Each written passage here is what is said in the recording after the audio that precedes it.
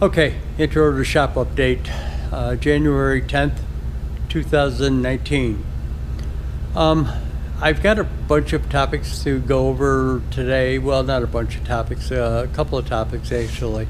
I've got a couple of haul trips I'm going to just show you the loads on, no driving details or anything like that. Well, one detail which is kind of has to do with the haul that I made for Adam Booth and his radial arm drill, and Jason at Fireball Tools Shaper. Just a kind of ironic twist of fate in one of these road trips. But anyways, I'm back in the shop. I had to take a couple of days off after I got back from the road trip, but let me explain that to you. I don't think I've ever mentioned this in another video to you guys, but let me explain something. My wife has medical issues, and they've kind of gotten worse lately, especially while I was on the last road trip. They got worse, and so I'm probably going to have to spend some extra time away from the shop and spend a little more time with her. But regardless of the fact, so a couple of the videos, or some of the videos, might be farther apart and a little shorter in duration, but just bear with me and we'll get through it.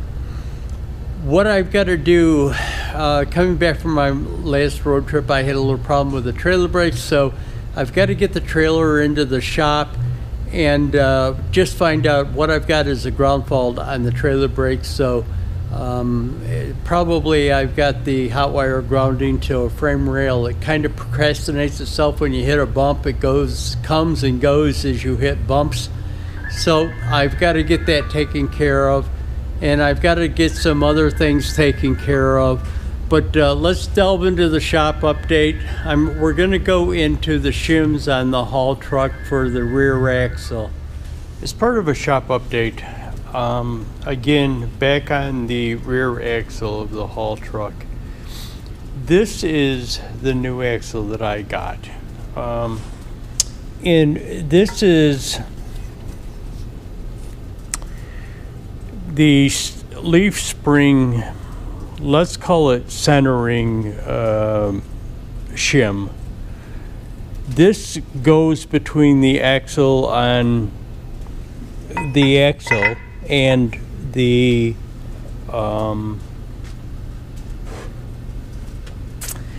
it goes between the axle and the leaf spring. Now what the issue is twofold.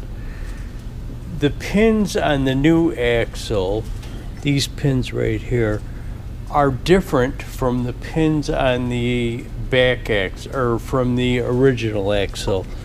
Let me show it to you. As I had discussed in a previous episode of a shop update, these things were wider, and I had modified the U-bolt brackets that hold on the bottom of it, but now I have this shim centering spacer that I have to deal with being different. So the new axle, the shim spacer is in the front. Let me shut you off and take you over to the old axle. Okay, so here we are over to the old axle, and you'll notice that that pin is in the back of the axle. So this bracket had two holes. What happened is the back hole would center that pin from the axle, and the center hole would center the pin on the bottom of the spring. So what I've got to do is modify this to accept this pin on the bottom of the spring, yet accept the new pin location on the new axle. And it kind of looks like those holes are going to overlap. So let me take a look at it. I'll bring you back and let you know what has to be done. Okay, is a little insert in between where I just left you off explaining about the axle shim, and what I'm going to show you next is what I had done is I had done a little sketch in my book, one of my notorious sketches, showing the location of the existing pin, location of the new pin on the new axle, and showing that shim in those holes, and then ran some interference calculations on it. So what I had been thinking about doing was modifying the existing shim, just milling it off and modifying it that way. But not only do I get interference between the two pins in the same location or overlapping locations, I get interference with height into them. So let me continue on with the other segment of the shim issue. Okay, so this is a while later. Let's call it a week later after I shot those clips about this shim spacer thing in the pins.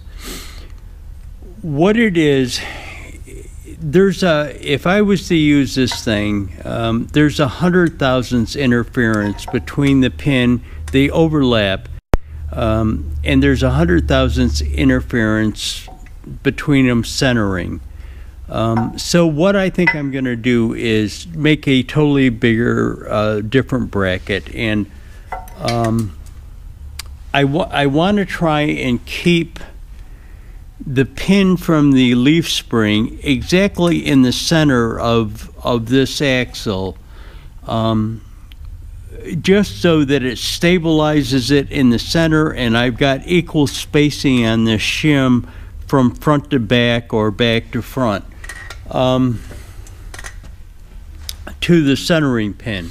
Okay, so as I was shooting that, somebody came in. So here we go, we're continuing on. I want to keep that, as I had said, centered in the axle. The center pin from the spring centered in the axle. Just so that the spacing is equal, as I said, front to back and back to front.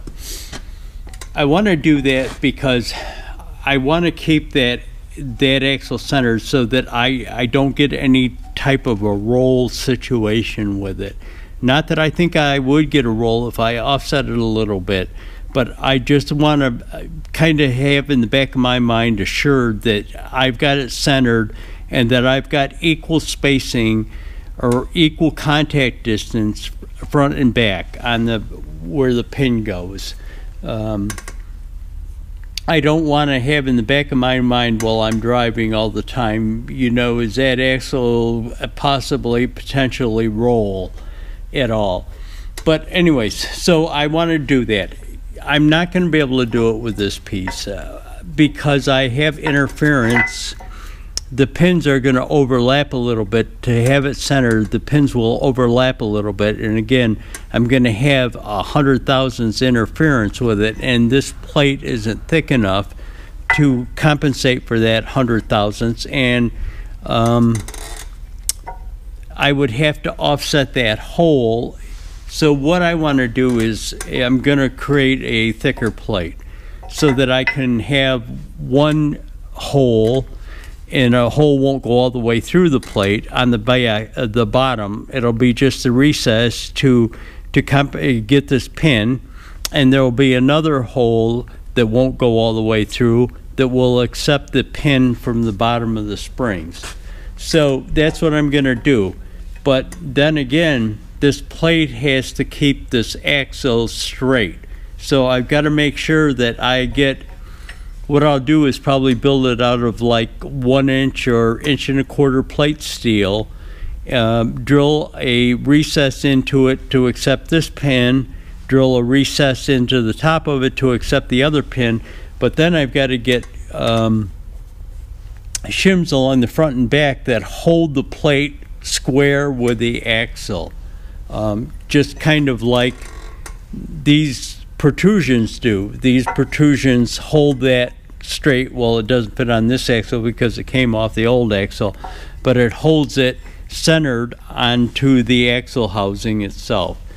So I will have to put plates on the bottom of it just to keep it aligned and keep it straight with the axle. But I'll bring you back, and that'll be part of another shop update, building those. Okay, I'm just back from picking up this load that I've got to take to Connecticut in the morning. It's got to go to Newton, Connecticut. What it is a part of a boom, half of a boom off of an excavator.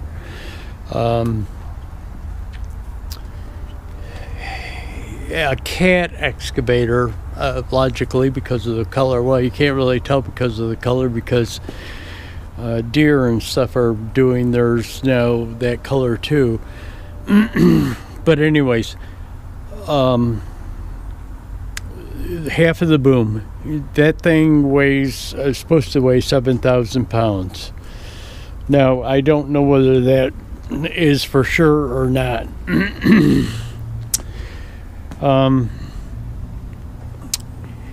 Let me take you over and show you the other thing. The other thing is a stump shredder. What it is a big hydraulic thing. This is going to a logging company in Connecticut. Apparently they use this thing, and what it does is, this is a sharp edge on this. It actually splits the stump in half so that you can cut the stump in half. This is supposed to weigh 7,000 pounds also, so I've got a total of 14,000 pounds on the truck. Well, I lost my mud flap coming in. I'll show you the snow pile. It hit snow pile. That snow pile is always a pain in the ass to get the trailer back in here. What happened, it was the snow pile and it froze. It's kind of cold out. It's like 24 degrees out right now, and the snow pile froze. So when I backed into it, it caught that caught the mud flap up into the tire on the frozen ice snow pile and ripped it off. So I've got to put that back on. I'll put that back on, get it back together, and after lunch, because I've got to leave early in the morning to deliver this. Probably not going to be able to show it on, I'm going to leave early in the morning, so it's going to be all nighttime driving getting there. Hopefully I might be able to film some stuff when I get there, but here it is. Boom and a stump. I don't know what they called it. It's not a shredder, not a grinder. Splits the stumps in half.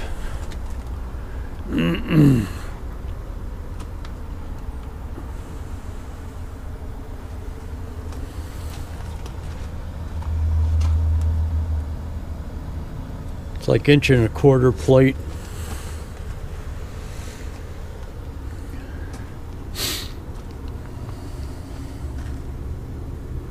Same way with this thing.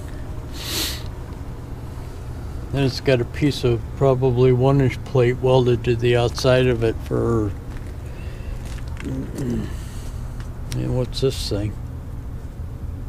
2 inch plate. Heavy shit. I'll bring you back. I'm on my way back from dropping that stump splitter and the excavator arm off in Connecticut, Newton, Connecticut. It was a good one. I didn't film any of it. Again, you know, you never know whether you can film stuff. A bunch of guys there. It was, you never know when you're going to go somewhere, what you're going to run into. You know, I mean, a lot of truckers, what they'll do is they'll get on Google Maps or that thing that shows the camera angle of it, or satellite views of it, and look at where they're going to see, you know, if they have good access or whatever. But so you kind of never know where you're going. So there's always a kind of a little bit of a doubt in the back of your mind. But it was I'm not sure what these people did. I could probably look at the bill of lading and see what the name of the company is. I almost wanted to say it was a nursery, but if it's a nursery, it's the biggest nursery I've ever seen. Man, they had a huge yard, and it was just full of equipment, trucks and excavators and bulldozers and everything. So but anyways, it went good. The place had good access off of the road. It wasn't so good coming back out of it because you had to come out of it, make a left-hand turn, and there was a street directly across from it where there was a backup of cars, but they were all making left-hand turns also, so we were kind of opposed to each other. The one big glitch on the thing is to the right, to my right, as I was trying to make a left-hand turn, the road had a curve, a downhill curve in it. So you were very limited to the amount of time that you could see cars coming. They'd come around that curve and you'd be kind of stuck. Took me a while to get out of the place, probably good 2-3 minutes of sitting there waiting for the traffic to break so that I could get out, but it was all good. They unloaded me with a huge excavator, and they just they had a huge logging chain and just chained it up and picked both of the pieces off with an excavator, whereas when I picked the pieces up and had them put on the trailer, he did it with a forklift. But anyways, it was all good. I'm on Route 17 or 86, and this is that area through the Catskills. I just passed Roscoe, heading towards Binghamton. I'm probably going to get up around Elmira, that type of area, and I'll see if I can find a truck stop to stop at, grab something to eat. But it was back towards the Hudson River, where I crossed over the Hudson River near Newburgh. It was really sunny when I was coming back. Of course, it was dark when I went out, but it was sunny when I was coming back, and I was thinking, okay, it's going to be a cool, sunny day, but the farther I go west here, the cloudier it's getting. So, but the temperature's not bad. It's like 34 degrees, so it's all good. There's the trailer back there. All good. I'll bring you back if anything eventful happens. Okay, so I'm at a Pilot truck stop just outside of Bath, New York, going towards outside of Bath, going towards Rochester, towards Buffalo. I'm in a bunch of empty spaces here, and why I'm in a bunch of empty spaces is why there's a bunch of empty spaces is because of that. Cattle haulers or pig haulers, whatever he's carrying, they always stink, so nobody wants to park near them. But anyways, I just stopped, get something to eat, Subway, and I'm gonna continue on. Okay, what I did is brought the trailer around with a forklift truck and washed it off, got all that salt off of it. I also got that middle ramp up there because the tractor that I'm picking up is a tricycle type tractor with the narrow front end. So I got it all strapped down, got everything done. I've got to lube it up before I leave, whether I do it today or do it tomorrow. I'm not really sure, but I'm going to be doing that also. Checking the air pressure, lubing the tires. I'm sorry, checking the air pressure and lubing the axles and the front part where the stands go up and down. Putting some spray onto the ramps so that they slide easily and those that bar is protected. Just minor things like that, spraying down some of the binders and stuff like that. But what I'm going to be doing is leaving early Sunday morning and heading to Iowa to pick up a tractor, take it down to Jacksonville. But that'll be in the next shop update. Bring you back. Okay, here's the tractor loaded on the trailer. Got 2 plows with it.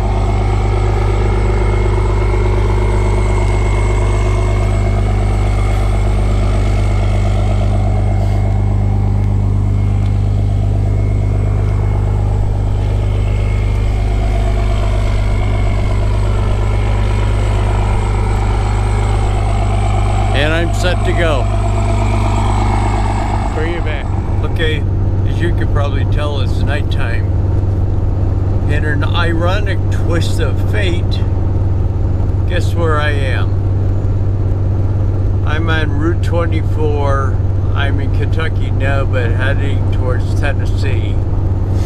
And if you saw my video on taking the radial arm drill press down to Adam Booth, and then the shaper up to Jason at Fireball Tool, you'll know my run-in with Route 24. This is a road that I got stuck on for 3.5 hours in a jam while they shut the road down. Yeah, just a kind of ironic twist of fate. I'm got that tractor on the trailer headed for Jacksonville, Florida, and there is the GPS, and if you can see down in the center bottom, it's I-24.